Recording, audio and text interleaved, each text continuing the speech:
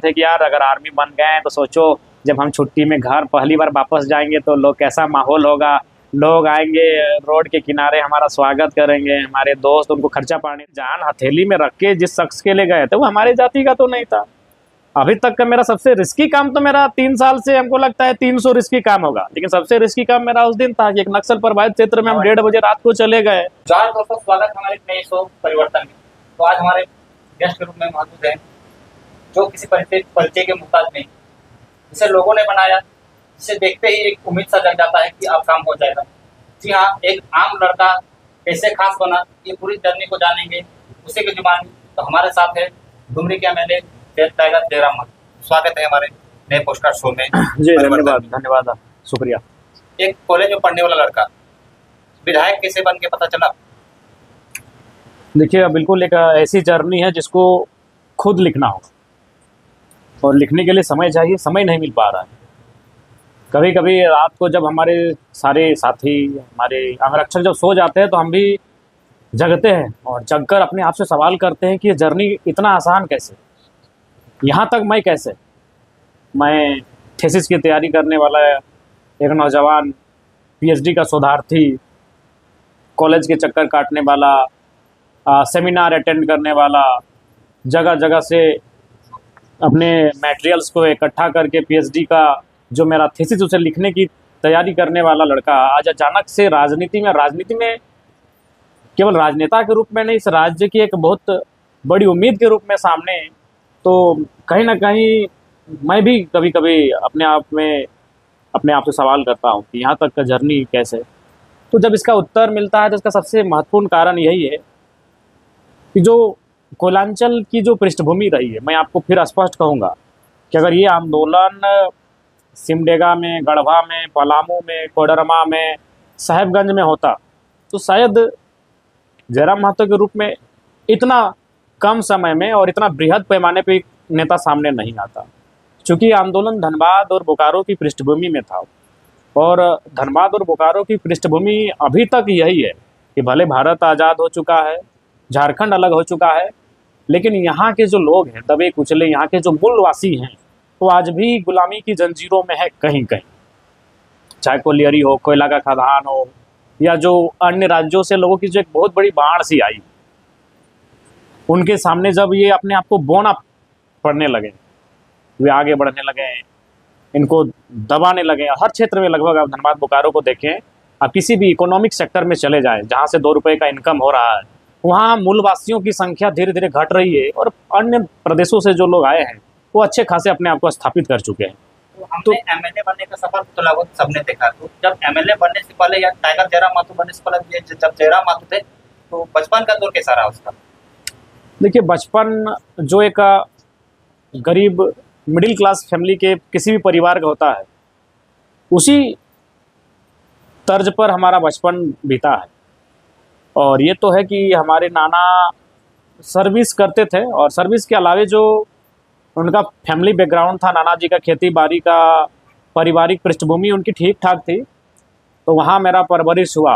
घर में मेरा परवरिश नहीं हुआ, इसलिए नहीं हुआ कि वह दौर हमारे परिवार के लिए बहुत ही दर्दनाक दौर था। लोग अगर उसे सुनेंगे तो ऑटोमेटिकली उनको भी बड़ा दुख होगा हमारे उस दौर को सुनकर। वो दौर 1990 के दशक का था। एक ही वर्ष 2-3 महीना के अंतराल में हमारे दादाजी का देहांत हुआ, उनकी मृत्यु हो गई। हमारे पिताजी की भी मृत्यु हो गई। दोनों एक ही वर्ष 2-3 महीना के अंतराल में स्वर्गवासी हो गए, इस दुनिया को छोड़ के चले गए। और उससे ठीक कुछ वर्ष पहले हमारी माता की एक बेटी थी, उनका भी डेथ हुआ था। एक बेटा भी था। हमारे जन्म से लेने से पहले हमारे माता पिता की और 2 संतानें थी जो स्वर्गवासी हो चुके थे, जिनका डेथ हो चुका था। यानी एक बहुत ही दर्दनाक दौर था हमारे परिवार का कि दादाजी पिताजी दोनों एक साथ डेथ हो गए। हमसे पूर्व जो 2 संतानें थी उनका भी मृत्यु हो गया, वे भी स्वर्गवासी हो गए। तो हमारी माताजी को चूँकि गांव देहात में उस समय अंधविश्वास और गांव देहात में अंधविश्वास बहुत ज़्यादा था, तो हमारी नानी ने कहा कि आपके घर में सब कुछ ठीक नहीं चल रहा है। तो फिर हमारी नानी हमें लेकर चली गई। हमारा जो मामा घर है वो फुटकी मुनिडी क्षेत्र में एक आमडी लकरखवारी गांव है, वहाँ पर हमारा बचपन बीता, परवरिश हमारी वहीं हुई। हमारी पढ़ाई लिखाई शुरुआती दिनों की, हमारा खेल कूद, हमारा बचपन वहीं व्यतीत हुआ।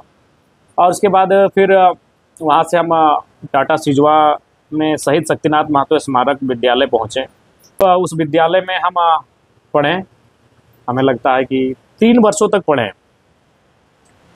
3 वर्षों के बाद फिर एक बार नाना जी का जब डेथ हो गया तो फिर हम अपने गांव वापस चले आए। और जब गांव वापस चले आए तो फिर गांव, चूँकि पिताजी की यादें थी, पिताजी का संघर्ष था, झारखंड आंदोलन में उनके कार्य रहे थे, तो जब यहाँ आया तो यहाँ की यादों ने मुझे जकड़ लिया, यहाँ की आबो हवा ने मुझे जकड़ लिया। और मेरे परिचय भी मेरे पिताजी के नाम के साथ दुगना होने लगा। मैं बचपन से खेल कूद और पढ़ाई में मेधावी रहा हूँ, प्रतिभा मेरी रही है, मैं अव्वल रहा हूँ। तो जब भी मैं किसी खेल कूद के कार्यक्रम में या पढ़ाई लिखाई या सवाल जवाब के कार्यक्रम में या फिर किसी लोगों के सामने आता था तो लोग पूछते थे कि लड़का बहुत तेज है, ये किसका बेटा है? तो फिर बोलते थे कृष्णा के लड़का लगो। तो उनका इमेज एक अलग था। ये तो बचपन की कहानी। अब जब कॉलेज जाया करते थे तो आप बहुत सारे इंटरव्यू करते थे कि हम लोग पैसा बचाने के लिए नीचे नहीं ऊपर बैठे थे। हाँ, ये सच्चाई है। और इसको आप चाहेंगे तो आपके गांव ये पावापुर में हमारे बहुत सारे मित्र हैं। मुकेश जी हो गए, अभी हाल फिलहाल में सरिता जी का जो विवाह हुआ रुपेश से, दोनों हमारे उसी समय के मित्र हैं। और भी बहुत सारे साथी हैं। तो ऐसा होता था कि पैसा बचाने के लिए हाँ, ऊपर बैठते पैसा बचाने के लिए हम लोग ऊपर बैठते थे, हुड में बैठते थे और झगड़ा भी करते थे। कंडक्टर से हम लोग बहस करते थे, खलासी से बहस करते थे पैसा नहीं देने के लिए। और ये होता था। तो चाची के जो लड़के हैं इधर से, जो निमिया घाट स्त्री से यहाँ से जो लड़के जाते थे, उनका एक अपना ग्रुपिंग होता था और अक्सर वो दबाव बनाते थे। जो कंडक्टर या बस के जो चालक थे, बस को चलाने वाले लोग, उनको दबाव बनाते थे कि भाई आप छात्रों से पैसा नहीं ले सकते हैं उतना। और जनरली हम लोग को याद है कि 2 रुपये से हम लोग धनबाद का सफ़र शुरू किए थे। तो उस समय लगता था कि ये आम सा लड़का इतना बड़ा। देखिए, अनुमान उस समय जो ड्रीम था, इन आंखों में ड्रीम था इंडियन आर्मी का, इंडियन नेवी का, ये ड्रीम था। क्योंकि मेरा फिजिकली फिटनेस शुरू से ठीक ठाक रहा है, एथलेटिक हम शुरू से रहे हैं, खेल कूद में शुरू से लगाव रहा है। तो बचपन से मेरी जो इच्छा थी वो थी डिफेंस लाइन। लेकिन नियति को मंजूर नहीं था और कुछ चीज़ें, मैं शारीरिक बनावट भी मेरी त्रुटिपूर्ण रही डिफेंस के लिए। जैसे मेरे हाथ में हम भी गुदना लिखवा लिए, जिसमें एक डांट फटकार एक अफसर ने कर दिया था। तो फिर हम वहाँ से दौड़ के निकल गए। और एक बार तो हाइट में सीआरपीएफ का दौड़ से पहले ही हाइट में साट दिया गया, जबकि हमारी हाइट ठीक ठाक है, 69-70 के आसपास है। लेकिन जब भीड़ बढ़ती है तो वो अपना स्केल को भी बढ़ा देते हैं भीड़ को कम करने के लिए। तो मतलब कहा जाए कि जो होता है अच्छे के लिए होता है। हाँ, जो होता है अच्छे के लिए होता है। तो फिर वहाँ से जो सपने थे कि ये डिफेंस को चूज करेंगे, तो स्वाभाविक सी एक गांव का कोई भी लड़का, जो गरीब घर से कोई भी लड़का निकलता है, जो मिडिल क्लास फैमिली से कोई लड़का जिसका परिवार में कोई सरकारी नौकरी नहीं है, जिसके परिवार की आर्थिक स्थिति ठीक नहीं है, तो अनुमान वो लड़का अभी ठीक है, लेकिन आज से अगर 10 साल पहले जाए तो उसका पहला सोच यही होता था कि हम किसी प्रकार जो कम उम्र की नौकरियां हैं, आर्मी यानी 18 साल का, नेवी और एयरफोर्स यानी जो ग्रुप डी वाला आता था वो 16.5 साल का था। तो कम उम्र में जो नौकरियां आती हैं, भले वह चतुर्थ श्रेणी की रहें, तृतीय श्रेणी की रहें, या फिर झारखंड में जो जिला पुलिस की बहाली होती है, राज्य पुलिस की जो बहाली होती है जो 18 साल में, तो उनमें उनका फोकस पहले होता था कि भाई गरीबी से दूर जाना है तो एक सरकारी नौकरी चाहिए। और अमूमन हर गरीब घर का जो लड़का निकलता है उसका पहला टारगेट उस समय वही होता था कि चलो कम से कम एक सरकारी नौकरी हो, और वो दिखता था डिफेंस में, वो स्कोप दिखता था डिफेंस में, तो वो डिफेंस की तैयारी करते थे। और मेरे बहुत सारे, हमें लगता है कि अब गिन नहीं पाएंगे इतने दोस्त डिफेंस में हुए जो हमारी तरह गाँव घर से और एकदम गरीब परिवार से उठ के वहाँ आए। तो स्वाभाविक मेरी भी सोच वही थी कि डिफेंस में गरीबी को दूर करना है तो एक सरकारी नौकरी में आना है, डिफेंस वो हमारे लिए बेहतर स्कोप है और उसके लिए फिजिकल फिटनेस भी ठीक ठाक है। लेकिन कुछ कुछ त्रुटियां होती गई, कभी हाइट में तो कभी गोदना में तो कभी पाँव सट जाने के कारण वो वहाँ से नहीं हो पाया। और फाइनली उसके बाद सोचे कि बीएड कर ले, तो बीएड का चार्जेस था, प्राइवेट कॉलेज का चार्जेस था, तो फिर नहीं, एडमिशन के लिए गए थे, एक नेता के पास, छोड़ दिए, उनका नाम नहीं लेते, तो बोले कि चार्ज तो देना होगा बाबू। तो फिर हम बोले कि सक्षम नहीं है। तो बीएड की पढ़ाई, तो उसी बीच हम पीएचडी का एंट्रांस लिखे थे हजारीबाग से, तो एंट्रांस हम अच्छा नंबर से पास कर गए। और फिर यूनिवर्सिटी जब बनी नई 2016 में विनोद बिहारी महतो विश्वविद्यालय, तो यहाँ मैंने पीएचडी में अपना दाखिला ले लिया और उसके बाद अब माइंड में सेट हो गया। और वहाँ के प्रोफेसर ने भी कहा कि अगर नहीं भी हुआ तो पीएचडी करने के बाद यहीं देखेंगे, पार्ट टाइम लेक्चरर, घंटी का 500 600 700 मिलता है, तो दिन में 2 घंटे लेने का मौका मिलेगा, यानी दिन भर में 1000 रुपये का इनकम हो जाएगा। अगर संडे को छोड़ दिया तो 26 यानी 20-22 हज़ार 24 हज़ार तक का महीना में आ जाएगा और घर चलेगा। तो ये अब माइंड में सेट हो गया था कि प्रोफेसर का जो लाइन है उस पर चलना है, और उसी में चल ही रहे थे। उसी बीच एक आंदोलन होता है, उस आंदोलन में जाते हैं, और ये नियति थी, क्योंकि उस आंदोलन में भी हमारा जाने का इरादा नहीं था। फिर आपको हम कहेंगे उस आंदोलन में हमारा जाने का इरादा नहीं था, क्योंकि वो आंदोलन कहीं ना कहीं एक लैंग्वेज था जो आउटसाइड था, स्पष्ट शब्दों में वो यूपी बिहार से संबंधित लैंग्वेज था, और वो झारखंडी लैंग्वेज लड़के उसके खिलाफ थे, हम भी हैं। तो हमारे जितने भी प्रोफेसर हैं उनमें से अधिकांश जो थे वो हमारे राज्य के नहीं थे। तो हमारे मन में भी एक डर था, यार आंदोलन में गए, प्रोफेसर की नज़रों में आएंगे, नंबर देंगे कि नहीं देंगे, कैसा मेरे साथ व्यवहार होगा। तो लगभग 1-2 सप्ताह हम भी रुक गए थे, और एग्ज़ाम भी था हमारा 10, 11, 12 को पीएचडी वाला, तो उसके लिए रुक गए थे। माँ का तबीयत भी ठीक नहीं था, लेकिन दिल नहीं माना कि यार आंदोलन, झारखंड आंदोलनकारी का बेटा है, और प्रोफेसर क्या बोलेंगे नहीं बोलेंगे, वह सोच कर अगर आज हम नहीं गए तो गलत बात है। तो फिर हम आंदोलन जब स्टार्ट हुआ था उसके 10-12 दिन बाद हम उस टीम को ज्वाइन किए, मीटिंग में गए, और डिसाइड हुआ धनबाद का जो रणधीर वर्मा चौक है वहाँ पुतला दहन का कार्यक्रम है। तो उस दिन भी देखिए, चूँकि जनवरी का महीना अनुमान ठंड का महीना होता है, हम गए थे जोरिया, हल्का सा बाल भिंगाएँ, जिसको हम लोग कोवा नहान बोलते हैं अपने गांव देहात में, हल्का सा बाल भिंगाएँ। हमको याद है कि उसके बगल में हमारे लालमणिदा की दुकान है, वहाँ 4-5 को कचौड़ी हम लोग ऐसे सुबह जाके खा लेते थे और बोलते थे कि कभी पैसा देंगे, और वो दे देते थे। और उसके बाद हम घर आ गए थे, गांव अपना आधा पार कर चुके थे, तो फिर बोला नहीं आज तो पुतला दहन के लिए बुलाया गया है तो चलते हैं। उस समय हम लोग का 2 चक्का का कोई साधन नहीं था, ना कोई ऐसा साथी कि धनबाद जाएगा। गांव देहात के लिए लड़के थे जिनके साथ तो चाची घूमते थे। तो फिर बगल में हमारे टिकुदा है जो फल की दुकान चलाते हैं, आज भी वो दुकान चला रहे हैं। उनसे हमने 20 रुपया उधार लिया कि टिकुदा थोड़ा धनबाद जाना है, इधर का पैसा दीजिए, धनबाद जाने के बाद किसी न किसी से फिर मांग लेंगे, परिचय है मेरा इतना। तो 20 रुपया उनसे उधार लिए, टेम्पो गाड़ी में बैठे और धनबाद गए। तो जब धनबाद गए तो जिला परिषद का मैदान में हमारे एक, हालांकि अभी वो विचारों में काफ़ी मतभेद होता है, वो हमारे बारे में उल्टा पुल्टा लिखते हैं, लेकिन वो थे हमारे बड़े भाई स्वरूप, लेकिन अभी फिलहाल तो वहाँ थे। और दूसरा शख्स हम पहुँचे उस जिला परिषद के मैदान में, धीरे धीरे संख्या बढ़ी और हार्डली 30-35, उससे ज़्यादा नहीं। आंदोलन के लिए हम लोग उम्मीद किए थे कि 3000-4000 होगा, जैसा बोकारो में हुआ था 1 सप्ताह पहले, लेकिन उससे बिल्कुल बहुत कम मात्रा में 30-35 की संख्या में लड़के थे। वहाँ से हम लोग रणधीर वर्मा चौक गए, पुतला दहन हुआ, नारेबाजी हुई और मीडिया का बाइट चलने लगा। तो जब मैंने इंटरव्यू दिया अपना, तो उस मीडिया को लगा, उस समय राजकुमार जैसे हमारी कभी मुलाकात ना हुई थी, ना उनको हम जानते थे, ना बाय नेम, ना बाय फेस, ना किसी स्रोत के माध्यम से। तो वही वो सिटी लाइव का रिपोर्टर थे। तो बोले कि नहीं ये लड़का ठीक बोलता है, इसको जिला परिषद का मैदान लेके आओ। वो राजा बाबू को बोले, एक राजा बाबू जो, हाँ राजा दास जी हमारे मित्र समान है, भाई समान। तो उनको वो बोले कि ये लड़का ठीक बोल रहा है, राजकुमार मंडल जी, उनसे हमारा उससे पहले कोई परिचय नहीं था। बोले ये लड़का ठीक बोल रहा है, इसका अलग से इंटरव्यू लेंगे, इसको लेके आओ वो आपका जिला परिषद का मैदान।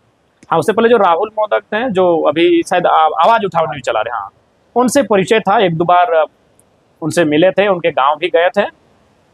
तो उन्होंने इंटरव्यू लिया, उनको दिए, लेकिन मेन जो बूस्टअप हुआ वो सिटी लाइव का वो चैनल था। तो फिर हम गए, तो मेरा जो हम बोले 19 मिनट का जो अपना इंटरव्यू दिए हैं, वो सुने हैं कि उसके रातों रात लोग अपना घर घर में जाके सुनने लगे थे कि लड़का ठीक बोल रहा है। उसी वीडियो से हाँ, उसी वीडियो से मैंने हमारा जो नहीं वो नहीं था, वो अलग था, लेकिन उस वीडियो से रातों रात इस राज्य में हम जाने लगे। एक रील कभी कभी आपको रियल लाइफ की दुनिया में भी आपको बहुत कुछ दे देता है। तो वो 19 मिनट का इंटरव्यू आज मुझे यहाँ तक लेके आया। 19 मिनट का जो वीडियो था और उसमें जो मेरी बात करने का जो लहजा था, मेरे पास जो जानकारी, चूंकि मैं पीएचडी का स्टूडेंट हूँ तो मेरे पास जानकारी का तो अभाव नहीं है, तो मैंने जो तार्किक रूप से एग्रेशन से, कभी मैंने थोड़ा सा दुख भरी आवाज़ में, कभी गुस्से में, तो हर तरह से मैंने 20 मिनट में हर एंगल से बात को रख दिया, इतिहास, भूगोल, हर व्यवस्था को झारखंड का रख दिया। तो लोग चर्चा करने लगे कौन है ये लड़का। अब उसके अगले दिन के बाद से लोग मुझे छोटे छोटे ग्रुप्स में मीटिंग करके बुलाने लगे, उसको भाषण देने के लिए बुलाओ। उस समय एक छोटा सभा, नुक्कड़ सभा या पॉकेट सभा कहिए, लगभग 50 से 100-150 तक की संख्या में लोग रहते थे। ऐसा चला और लगभग मानव श्रृंखला, वो 10 जनवरी था, 14 जनवरी को हमारी मीटिंग होती है और वहाँ निर्णय होता है कि हम लोग मानव श्रृंखला बनाएंगे। मानव श्रृंखला 30 जनवरी को होती है। मानव श्रृंखला के बाद इस राज्य में बूस्टअप हो गया, बहुत ज़्यादा इस राज्य में हम चर्चा का विषय बन गए, क्योंकि फर्स्ट टाइम बिना किसी लीडर, बिना किसी पॉलिटिकल पार्टी के सहयोग से कोई मानव श्रृंखला बनी थी। केवल नौजवानों का मेहनत था, नौजवानों का संघर्ष था। और चूंकि ठीक है कोई उसमें लीडर नहीं था, लेकिन दुनिया तो खोजेगी 2-4 चेहरे। कभी भी राजनीति में जो होता है सदियों बाद एक नेता पैदा होता है, उसी में से एक आप निकल के आए। बिल्कुल बिल्कुल। ऐसा क्या कुछ देखने को मिला लोगों में जो आपको एक नेता मानते थे? देखिए, सबसे पहली बात है निडरता, आक्रामकता, सच्चाई की। ये बात को बेहिचक बोला। वो कहते हैं ना कि बिल्ली के गर्दन में घंटी बांधने की इच्छा हर किसी की है, लेकिन बांधेगा कौन? सब जान रहे हैं कि आज किस प्रकार से धनबाद बोकारो में हमारे लोगों का दोहन हुआ है, लेकिन बोलेगा कौन? क्योंकि सिस्टम में वही लोग बैठे हैं। तो जब हम बोलने लगे तो उनको लगा कि भाई ये बोल रहा है, सपोर्ट करना चाहिए। और फिर मानव श्रृंखला में बहुत भीड़ हुई और उसके अगले दिन बाद से मेरा भी लाइफ चेंज हो गया। 150-200 लोगों को स्पीच देने वाला लड़का स्कॉर्पियो में छत पे आकर लगभग 50,000 से 1.5 लाख लोगों को संबोधन करने लगा। उसी के बाद से नावाडी, डुमरी और बगोदर और बिशुनगढ़ 4 ऐसे कार्यक्रम हुए जो कि ऐतिहासिक थे। एक माने विधायक और सांसद के कहने पर उतनी भीड़ नहीं आती जितना केवल कि जयराम महतो उसमें भाषण देने आ रहे हैं, लोगों की इतनी भीड़ आने लगी। यानी शोषित वंचित लोग एक बार देखना चाहते थे कि वो कौन है वो लड़का। और देखिए, हमारे साथ जुड़ाव का कारण है हमारा उम्र। जो हमारा उम्र है, सीनियर को उसमें जो घर की गांव ग्राम की जो हमारी महिलाएं हैं जो 50, 60, 70, 80 साल की, उनमें उनको हमें एक छोटा बच्चा दिखा, एक बच्चा जो हमारे हक की बात करे, एकदम बाबू बच्चा दिखे, हमको एकदम चूमने लगता है जब उनके सामने जाते हैं। तो बुजुर्गों को और नौजवानों के लिए तो खैर भाई हमारे बीच से कोई आया है। तो लोग पहले जो हमारी सभा होती थी माना सिर्फ देखने के लिए कि कैसा है वो लड़का, कौन है जयराम महतो, कौन है। तो जब उस प्रकार के कार्यक्रम होने लगे तो उसके बाद क्या हुआ, भले हम लोग 2 जिला का ये मूवमेंट था, धनबाद बोकारो का JSSC की परीक्षा में भोजपुरी मगही के शामिल करने का, लेकिन ये अब विस्थापितों की आवाज बनने लगा। अब ये जो बाकी और समस्याएं थी, करप्शन हो, ब्लॉक का हो, थाना का मामला हो, तब लोग अब क्या होने लगे कि जहां भी हम जाने लगे, लोग फेसबुक में डाल दीजिए कि 1 बजे जयराम महतो आ रहे हैं। हमको लगता है आधा घंटा, पौने घंटा में वहां नहीं करने से भी 1000, 2000, 3000 लोग आ जाते थे केवल देखने के लिए। तो एक मास मेरे साथ जुड़ गई। तो अब क्या हुआ, हम फैक्ट्रियों में, आंदोलनों में जाने लगे तो वहाँ रिजल्ट आने लगा। रिजल्ट इसलिए आने लगा कि अब जो प्रबंधन है उनको अब डर लगने लगा कि अगर जयराम महतो आएंगे तो उनके साथ मास है, भीड़ है, तो काम कर दीजिए उनके आने से पहले। तो इसे काम होने लगा। और जब काम होने लगा तो लोग अब चाय की दुकान में चर्चा करने लगे कि अगर ये पावर में ना हो कि अगर काम कर रहा है तो अगर इसको पावर दे तो अच्छा काम करेगा। उस समय तक हम लोग भी पॉलिटिक्स के बारे में नहीं सोचे थे। कैसे संभव है कि एक आंदोलन करना अलग विषय है, सभाओं में लोगों का चलकर आना, भीड़ होना, एकत्रित होना अलग विषय है, और विधायक सांसद का चुनाव लड़ना बहुत हम लोग के लिए एक आसमानी जैसा विषय है। लेकिन फिर कुछ सालों के बाद ये हम लोगों ने भी निर्णय लिया, लोगों से पूछे, लोग बोले कि चंदा, वही चंदा बोले, उसकी लेकर लोग बहुत आलोचना भी करते हैं, लेकिन वही चंदा ही हम लोग को हिम्मत दिया। लोग बोले चंदा करके आप लोग को विधायक सांसद बनाएंगे, चुनाव लड़िए। तो फिर हम लोग को भी हिम्मत मिला और सही में लोगों ने बहुत जोरदार आशीर्वाद दिया। अगर अभी का राजनीति देखा जाए तो आपके नाम के बिना, आपकी पार्टी के बिना अधूरी लगती है। झारखंड में सब कुछ रहने के बावजूद भी झारखंड को नहीं लगता है कि अच्छा झारखंड के साथ चला गया है? देखिए, ये तो सच्चाई है, इसमें कोई इनकार भी नहीं करेगा। झारखंड के पास सब कुछ है, कोयला है, यूरेनियम है, थोरियम है, ब्रोमाइट है, बॉक्साइट है, क्रोमाइट है, सब नाना प्रकार के तत्व हैं, मिनरल्स हैं। देखिए, उसका कारण था कि यहाँ के लोग बहुत सरल स्वभाव के थे। यहाँ के आदिवासी, यहाँ के मूलवासी, यहाँ के रैयत, यहाँ के किसान मजदूर बहुत सरल किस्म के इंसान थे। वो जब झारखंड अलग मिला तो उसके बाद उन्होंने सोचा छोड़ दो, अब क्या लड़ाई लड़ रहा है, हमारा तो मकसद पूरा हो गया राज्य लेने का। लेकिन वही उनसे भूल हुई, उनको लगा कि छोड़ो, जाने दो, काहे लफड़ा करना। कोई अगर उनका हक भी छीन रहा है तो वो साइलेंटली कोना में चले जाते थे, पीछे हो जाते थे, बैक कर जाते थे। तो उनकी सरलता, उनका जो सहूलियत व्यवहार था, वही सबसे बड़ा कारण रहा कि आज झारखंडियों के साथ सौतेला व्यवहार हुआ। अगर आपको मौका मिलता है इन सब चीज़ों को चेंज करने के लिए, जो अगर इतना कुछ होने के बावजूद भी झारखंड को नहीं मिल रहा है, तब ऐसा क्या कीजिएगा कि जो झारखंड में सुधार और अधिकार पॉलिसी बनानी होगी, सबसे बड़ा बात है पॉलिसी। यहाँ पॉलिसी नहीं है। जैसे अभी मान के चलिए, जब मैंने देखे मैंने आपको कहा भी कि झारखंड की सबसे बड़ी समस्याओं में है जमीन संबंधित समस्याएं। जब मैं राज्य घूमने लगा, 2-3 साल भ्रमण किया, तो लोगों से जब मैं मीडिया से मुखातिब हुआ तो मैंने कहा कि इस राज्य की सबसे बड़ी समस्या है जमीन संबंधित समस्या। तो उसके लिए आपको विस्थापन की जो पॉलिसी है उसे सटीक करना होगा, वहाँ जो पुनर्वास आयोग है उसे गठन करना होगा, और बाकी जो विभाग है, जैसे अभी मान के चलिए छात्र परेशान है एग्जाम को लेकर, तो उसके लिए आप जो फेयर एग्जाम हो उसकी व्यवस्था आपको करनी होगी, और आपको जो थाना की जो व्यवस्था है, ब्लॉक का, अंचल की जो व्यवस्था है, उसे जनता के लिए सुलभ उपलब्ध करवाना होगा।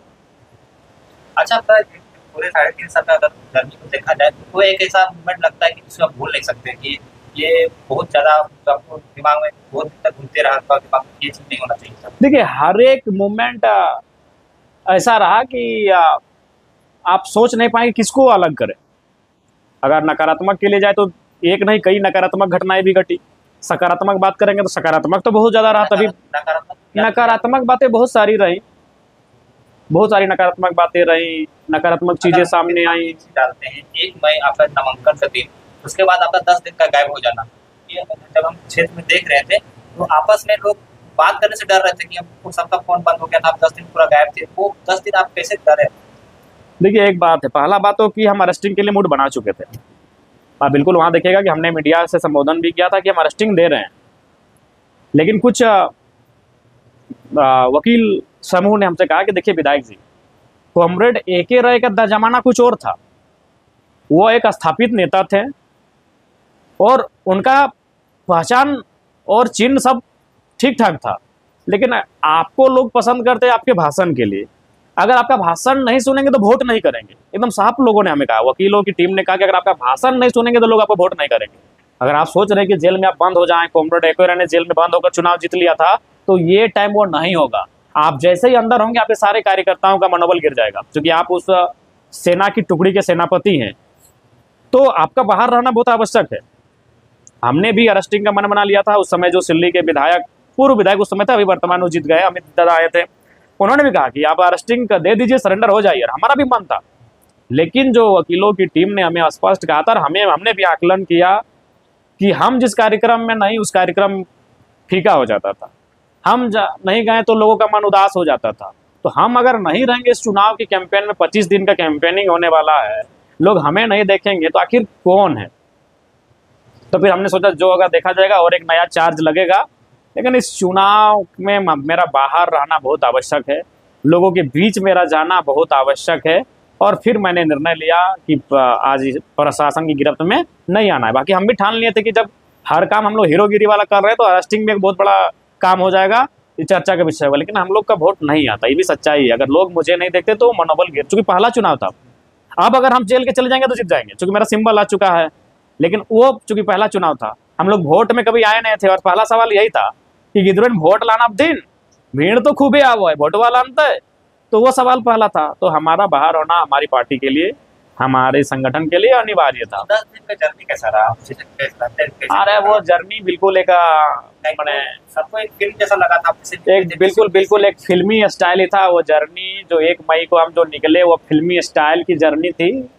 वहाँ से निकलने के बाद हम लोग चंदन क्यारी रूट में गए। चंदन क्यारी रूट से होते हुए फिर हम पुटकी होते हुए अपना गांव आए, और लगभग ठीक 10 मिनट पहले, पुलिस के आने से पहले हम ऑफिस भी गए थे।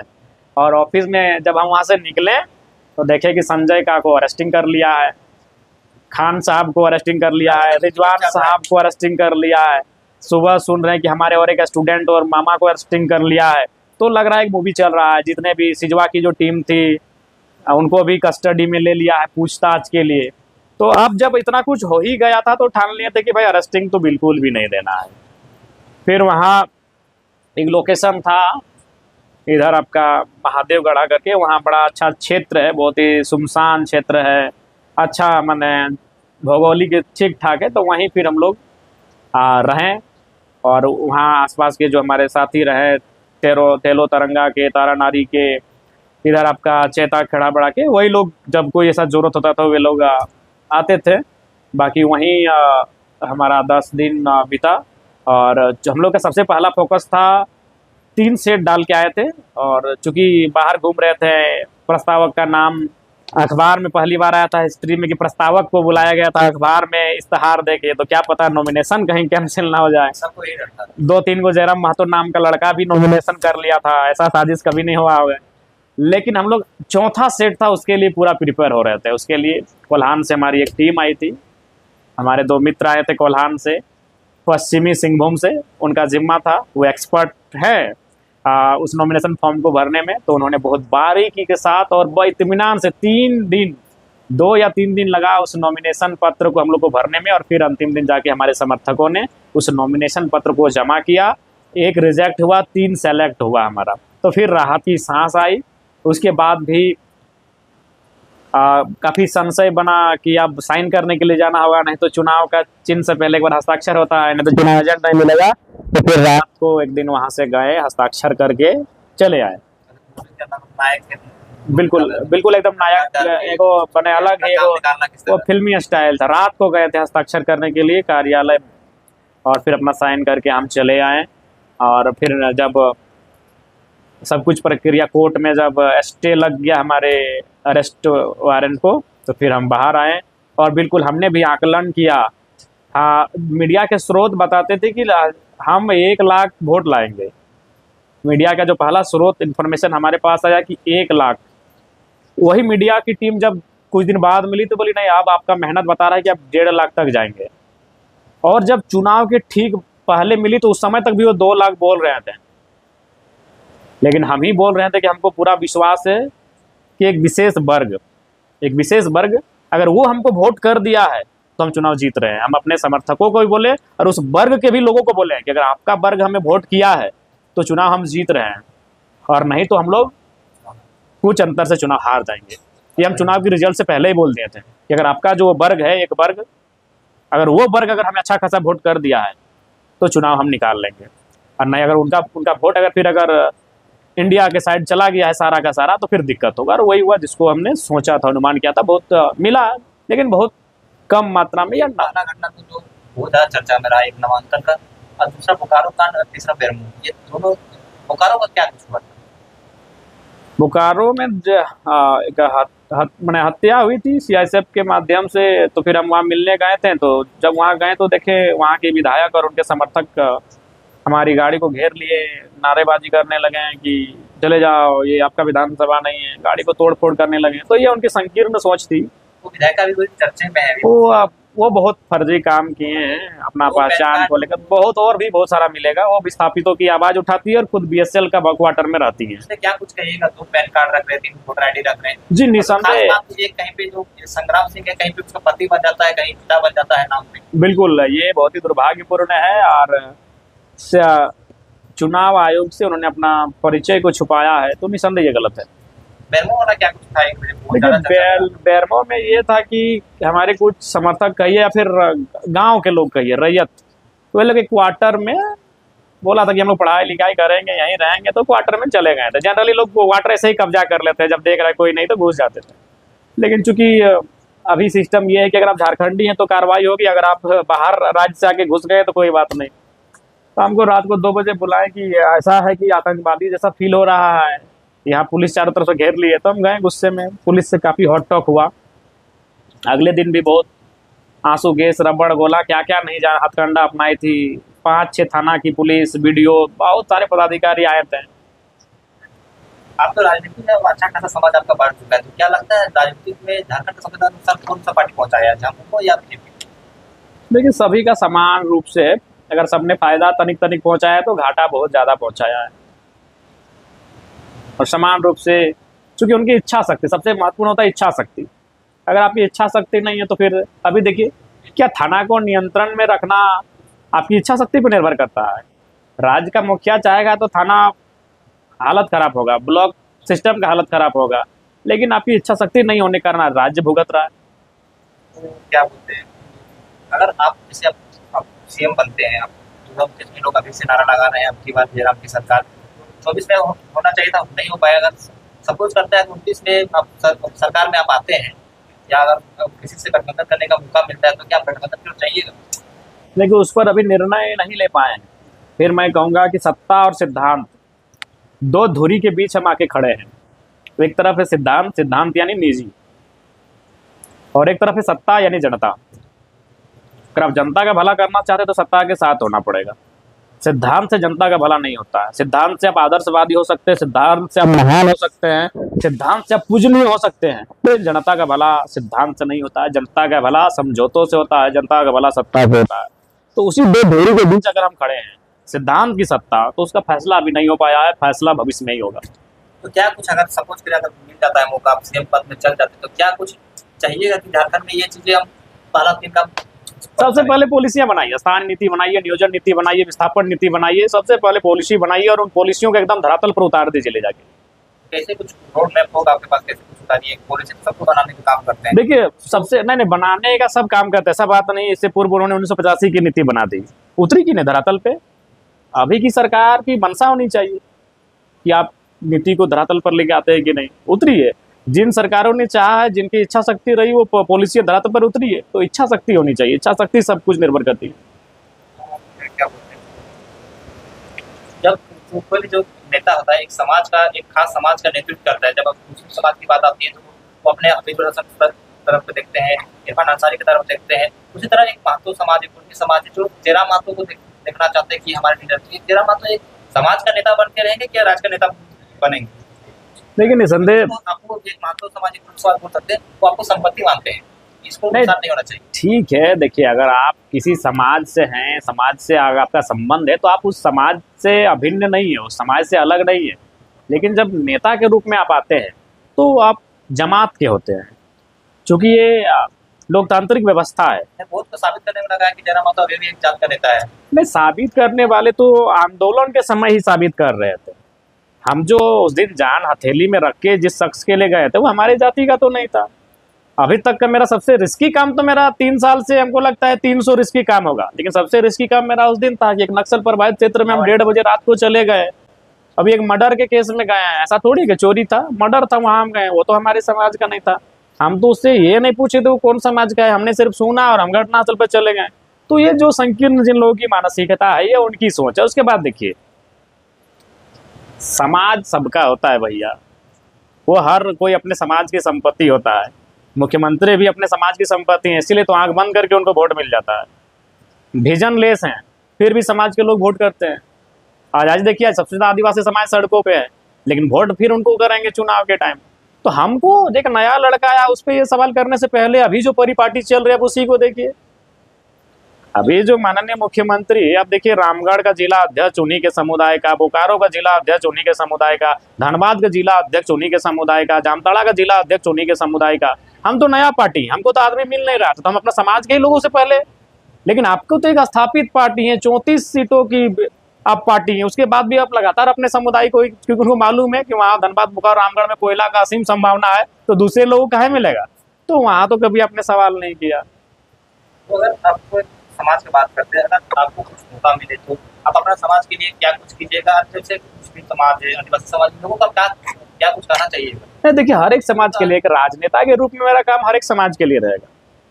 लेकिन जब मेरा भी समाज का एक दायरा है, तो उनके लिए भी हमें बहुत कुछ करना होगा। हम आखिर अगर राजनेता नहीं होते तो समाज के लिए तो करते ही। अगर आपको भविष्य में शादी करना रहा तो आप कीजिएगा, लेकिन जाहिर सी बात है, स्वाभाविक ही अरेंज मैरिज ही होगा। अगर जैसे आप एक खास व्यक्ति बन चुके हैं, आप एक नॉर्मल लड़की से शादी कीजिए या कुछ खास व्यक्ति, खास ऐसा कोई नहीं है, जैसा परिस्थिति जैसा होगा। इंस्टा या फेसबुक? रोहित शर्मा या रोहित शर्मा अभी जो करंट में है भाई, जिसका देख रहे हैं। हेमंत सोरेन या रघुवर दास? नहीं, दोनों। अगर देखिएगा, अगर रघुवर दास सिर्फ झारखंडी हो जाते तो शायद हम उनके साथ चले जाते। अब हमें तो झारखंडी है, लेकिन उनके पास कोई विजन नहीं, काम नहीं कर पा रहा, तो ये तो कंफ्यूजन है। अगर आप सीएम बन जाते हैं तो अगर आप 2 चीजों में सबसे पहला काम करने का मौका मिला, आप शराबबंदी कीजिएगा या शिक्षा में सुधार लाइएगा? पहले शिक्षा में सुधार लाएंगे। अगर शिक्षा सुधर जाएंगे लोग तो शराब की दिशा में जाएंगे, नहीं तो फिर धीरे धीरे खुद बदल जाएगा। जैसे कि हमारा शो का नाम परिवर्तन है, ऐसा क्या कुछ युवाओं को 3 चीजें बताई जो अपने लाइफ में जरूर करना चाहिए? देखिए, सबसे पहली बात एक जो है, युवाओं को अपना आप को दुरुस्त रखना मानसिक और शारीरिक रूप से बहुत आवश्यक है। सबसे पहले जो युवा मोबाइल की ओर जो लगातार बढ़ रहे हैं, कम उम्र में बीमारियों का घर बना रहे हैं, तो उनको थोड़ा सा अपने आप को सेहतमंद रखना आवश्यक है। उनको खेलकूद से नाता रखना चाहिए। दूसरा, शिक्षा से कटौती नहीं करना चाहिए। पढ़ाई लिखाई, जो कि बचपन से हम लोग स्लोगन था कि आधी रोटी खाएंगे बच्चों को पढ़ाएंगे, और हमें भी लगता है कि ये एक बहाना है कि हमारे माता पिता की स्थिति ठीक नहीं थी इसलिए हम पढ़ नहीं पाए। आज अगर आप बात करें तो हर एक फैमिली में नहीं करने से भी 3 4 5 मोबाइल है। अगर एक मोबाइल में रिचार्ज की बात करें तो महीने में 300 का रिचार्ज सिर्फ मोबाइल में 1500 से 2000 का रिचार्ज हो रहा है। और अगर आप बहाना बना रहे हैं कि हम आर्थिक तंगी के कारण पढ़ नहीं पाए, तो हमें लगता है कि मानसिक जो सोच है, हमारा जो नज़रिया है वो ठीक नहीं है। तो किसी भी परिस्थिति में आप अपनी जो शैक्षणिक व्यवस्था है, शैक्षणिक जो विषय हैं, उससे वॉकआउट नहीं करना चाहिए। तीसरा जो है, उन्हें ये अपने आप को एक विकल्प लेके चलना चाहिए कि अगर मान के चलिए, अगर हम किसी कार्य को कर रहे हैं, पूरी लगन से कर रहे हैं, निष्ठा से कर रहे हैं, लेकिन अगर उस कार्य को संपादित नहीं कर पाए तो विकल्प होना चाहिए। उस समय उनको हताश होने की आवश्यकता नहीं है, उनको निराश होने की आवश्यकता नहीं है। उन्हें ये सोचना चाहिए, ये मानना चाहिए कि दुनिया में अगर जितने लोग हैं उतना काम भी है, तो शायद मेरे लिए कोई बेहतर काम होगा। इस काम में अगर नहीं हो पाए तो शायद मेरे लिए कोई बेहतर काम होगा। क्योंकि हमें याद है आर्मी का वो दौड़ जो हम लोग जमशेदपुर में दौड़े थे और 3 चक्कर के बाद हमारा पाँव हाथ खींच लिया था, तो उस समय एक अधिकारी बोले थे दौड़ से पहले कि बच्चों, आप लोग 250 के आसपास इस पंक्ति में खड़े हैं, सिलेक्शन 15 से 20 या हो सके 10 का ही होगा इस पंक्ति में से। बाकी जो लोग 200 से प्लस आप लोग नहीं, जिनका सिलेक्शन हो जाएगा, ऊपर वाले ने आपके लिए कहीं और रोजी रोटी का अवसर रखा है। इसलिए मत अपने आप को यहाँ से मायूस होकर मत जाइएगा।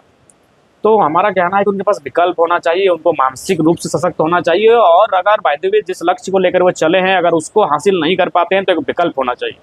3 चीजें ऐसा क्या है जो नहीं करना चाहिए स्टूडेंट लाइफ में? देखिए, स्टूडेंट जहाँ तक अभी हम देख रहे हैं, सबसे पहला बात तो है कि नशा से क्या होता है, नाश हो जा रहा है। तो ये नशा से उन्हें बिल्कुल दूर रहना चाहिए।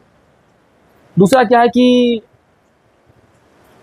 बहुत फिजूल में जो समय को गंवा रहे हैं, उस समय को फिजूल में नहीं गंवाना चाहिए। और तीसरा जो महत्वपूर्ण है कि युवा पीढ़ी के लिए खासकर सड़कों में जो बाकी रफ्तार से गाड़ियां चलाते हैं, उसमें नियंत्रण होना चाहिए। क्योंकि मैं जब से विधायक बना हूँ, प्रत्येक सप्ताह 20, 22, 23 साल के नौजवान की मरने की खबर आती है। बहुत ही मार्मिक क्षण होता है वो। इसलिए अभी के युवाओं को जो गाड़ियां पसंद हैं, वो बड़ी अजीब किस्म की गाड़ियां भी पसंद हैं। दिखावटी दुनिया में जीने लगे हैं, दिखावटी दुनिया में जाने लगे हैं। तो उनको आवश्यकता है और सोचना चाहिए कि देखिए, दिखावटी दुनिया में भले आपको रील्स में लाखों लोगों ने देखा, लेकिन आपकी परवाह आपके माता पिता, रील्स लाखों लोगों ने देखा लेकिन आपकी परवाह करने वाले 10 ही लोग हैं। इसीलिए अगर 10 ही लोग लाइक करते हैं तो वो वही आपका ओरिजिनल है। तो हम लोग दिखावटी दुनिया में चले गए हैं। एक युवाओं का एक जो लत जो निकला है एक रील्स की दुनिया की ओर, तो उसे सकारात्मक लें आप, नकारात्मक दिशा में ना जाएं। क्योंकि भले आपको लाखों लोग इंस्टा में, फेसबुक में लाइक कर दें, आप खुश हो गए कि 1 लाख लाइक मिला है, लेकिन ओरिजिनल में आपको भी मालूम नहीं, जो आपके घर में है 10 लोग, वही लोग आपको लाइक कर रहे हैं और उन्हीं को परवाह है। आपको कुछ हो जाएगा तो फर्क उनको ही पड़ेगा जो 10 लोग आपको लाइक कर रहे हैं। जब भी आपके साथ कुछ घटना होता है, जैसे रात में आपके साथ घटना होता है, तो हमेशा सोचते तेरा मतलब क्या डरने लगता है? देखिए, किसी से तो डरते होंगे ना आप? नहीं, डर तो स्वाभाविक है कि डर लगता है। किसी से डर लगता माना डर उसी, जैसे हम उस दिन चले गए रात को, तो डर लग रहा था, एकांत था, सुनसान जंगल था, लेकिन डर को जीतना आता है। मतलब गुस्से बहुत गुस्सा है, तो डर के साथ भी हम गुस्से से ही बात करते हैं, डर जो होगा देख लेंगे। तो और प्लस देखिए, एक स्कॉलर जो होता है, पीएचडी का स्टूडेंट, वो थोड़ा सा एक अलग दुनिया, उसका थॉट ही एक अलग दुनिया का होता है। अच्छा, एक बात बताइए, 29-30 साल का लड़का विधायक होने के बाद तो चकाचौंध हो जाता, इतना वीआईपी पैतरा होता है कि आप अनुमान नहीं कर सकते। है। डर को कैसे जीतते हैं आप? जब मन में डर लगता है क्या ख्याल आता है? अनुमान देखिए, मेरा सबसे पहला ख्याल, हमको याद है हम बहुत छोटा थे और हम अपनी नानी से सवाल करते थे कि नानी, दुनिया में एक दिन सब मर जाएंगे क्या? ये चांद की पेड़ पौधा, गजब का मेरा ख्याल आता था। तो हम भी वही अपने एक बुक में भी लिखे थे कि जब तुम्हें सफलता, असफलता, धन दौलत, इन सब की चिंता सताने लगे तो बस याद रखना कि इस दुनिया में पेड़ पौधे, सूरज चांद सितारे सब मर के चले जाएंगे, तो तुम कौन हो? फिर तुम्हें एक नई ऊर्जा मिलेगी। तो हम पे भी जब कोई बुरा पहाड़ टूटता है तो बोलते हट मर दे, क्या होगा, ज़्यादा से ज़्यादा मरिए जाएंगे ना, मरना तो एक दिन सबे को, यहाँ कोई रहने थोड़ी आया है। जिस धरती में खड़े हैं 510 मिलियन वर्ग किलोमीटर, ये भी एक दिन स्वाहा हो जाएगा। 7 ट्रिलियन का सूरज, वो स्वाहा हो जाएगा। तो माइंड मेकअप इसी तरह करते हैं। कहाँ से लाते हैं इतना एनर्जी? लोग हमेशा सफर करते थक जाते हैं। लगातार 3 साल से हमको नहीं लगता है कभी एक भी दिन उसे अब महत्वपूर्ण कारण है खेल का मैदान। इतना खेले हैं कि अपने आप को हम लोग स्ट्रॉन्ग करके रखे हैं। कहीं ना कहीं सारा पिछला जो आपका कार्यक्रम रहा, पिछले जो आपने देखिए, विधायक के रूप में जयराम महतो को लोग भले 29 साल में देखें, लेकिन उसको बनाने में 20 साल का संघर्ष है। 10 साल के बाद से ही हम जो एक्टिविटी मेरी रही है, खेल कूद, जो जिस प्रकार से मेरा दिनचर्या रहा है, वो मेरी मानसिक और शारीरिक मजबूती का कारण है। वो तो आपको भी नहीं पता था कि ये मेरा दिनचर्या इतना नहीं, काम आ ये जाएगा। किसी को नहीं मालूम था। हम लोग तो ये सोचे थे, इमेजिन करते, गांव का हम लोग का जूनियर है, उन लोग को बैट बॉल विकेट फुटबॉल खरीद के देंगे और फिर छुट्टी मना के चले जाएंगे ड्यूटी में। अभी भी तो ख्याल आता है जब हम विधायक बन गए हैं तो हम दोस्त के लिए वो करेंगे, वो करेंगे, नहीं, अब तो कर ही देते हैं। अब वो सोचते नहीं है, अब सोचने का समय नहीं, अब कर देते हैं। कोई भी आया मेरा दोस्त तो हम निराश नहीं करते हैं। अच्छा, एक आम सा लड़का जब सड़क में जब रहता था तब सदन का पहला दिन था, तब क्या क्या कुछ महसूस हुआ? देखिए, महसूस विशेष नहीं हुआ। एक बात बोले, हमको विधायक बनने में भी जरा फीलिंग नहीं हुआ। अनुमान हम लोग को याद था कि हम अगर कुछ बन जाएंगे पुलिस उलिस, तो बहुत पहले से प्लानिंग था, फीलिंग था कि बनेंगे तो जैसे ही मेरा नाम अनाउंसमेंट होगा पेपर में, क्या मतलब गजब का ये होगा फीलिंग। लेकिन विधायक का फीलिंग इसलिए नहीं हुआ क्योंकि हम अपने आप को विधायक बनने से 6 महीना पहले विधायक मान चुके थे। लग गया था कि हाँ, कि हम विधायक तो हैं इस राज्य का, फ्यूचर का हम विधायक हैं। कब लगा था? जो संसद चुनाव का रिजल्ट आया था, जब हमने 3.5 लाख वोट लाया था और 2 सीटों को जब हम लीड किए थे, गोमिया और डुमरी, तो मेरा दिल गवाही दे दिया था कि हम तो विधायक मटेरियल है भैया। अच्छा, अभी लग रहा है कि आने वाला दिन में कभी ना कभी सीएम बनी जाएंगे? देखिए, थोड़ा सा चैलेंजिंग लगता है। 1% लग तो रहा है कि नहीं, कभी ना कभी तो बनी जाएंगे। नहीं, वो तो है, अगर रहे सही सलामत तो वहां तक आ जाएंगे। तो इसीलिए हमको, हमारे साथ जिला परिषद अजय महतो बैठे थे हमारी गाड़ी में, तो बोला विधायक बने का फील भय रहा लो कि ना टाइगर? हम बोले अजय दा कसम से एक तनी भी फीलिंग ना हो रहा लो। आप भी शायद गाड़ी में थे ना? हाँ। तो अब बहुत कोई हमको पूछा कि विधायक बनने का फीलिंग कैसा हो रहा है? बोले कुछ फीलिंग नहीं हो रहा है विधायक बनने का। यही अगर 10-12 को सीटा के सरकार में आ जाए तो शायद फीलिंग बताते हैं, लेकिन हमको विधायक बनने का फीलिंग इसीलिए नहीं हुआ क्योंकि सांसद के चुनाव में जो आपका 4 जून को आया था ना, 4 जून को जो रिजल्ट आया था बोकारो की धरती में शाम को, उस दिन हम मान चुके थे, मेरा दिल गवाही दे चुका था कि हम विधायक हैं। अच्छा, आपसे हमेशा नेताओं से वार्ता होते रहता, जब विधानसभा के अंदर जाते तो लोग जब मिलते हैं तो बोलता नहीं कि हाँ बाहर बहुत ज्यादा बोल रहा था, कुछ बोला कि नहीं, 2-4 को बोले थे। जैसे याद है हमको, हम आपको सुनाई दे रहे, जैसे हम गिरिडीह सांसद को लेके नहीं बोले थे कि सांसद जी के दखल थे ना, वो घर आए लो कि नहीं? नहीं, संप्रकाश चौधरी जी।